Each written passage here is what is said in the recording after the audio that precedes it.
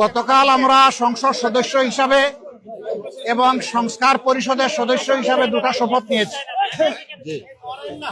আমরা সংসদে গিয়ে দেশের জন্য ভালো কিছু করতে চাই ইনশাআল্লাহ, আর সংস্কারের মাধ্যমে সমাজের আবর্জনা দূর করতে চাই। এই আবর্জনা রাস্তার ময়লা, ড্রেইনের ময়লা, ছড়ার ময়লা থেকে শুরু করে মানুষের মনের আবর্জনা আমরা দূর করতে চাই। মানসিক সংশোধনের জন্য আমাদের অভিযান। আজকে এই পরিচ্ছন্নতা অভিযানে আমার অংশগ্রহণ করার মানে হচ্ছে আমার প্রিয় এলাকাবাসীকে, দেশবাসীকে বার্তা দেওয়া যে আমরা একটা পরিচ্ছন্ন সমাজ গড়ব, যে সমাজে আমাদের পরিবেশও সুন্দর থাকবে, আমাদের মনটাও সুন্দর থাকবে। পরিবেশ যখন সুন্দর থাকে তখন তার ইতিবাচক প্রভাব মানুষের মনোজগতের উপরে পড়ে। এই মানুষগুলা ভালো হয়, সমাজের জন্য দরদি হয়, দায়িত্ববোধ সম্পন্ন হয়। আমরা সেই বার্তাটাই মূলত দিতে চাচ্ছি।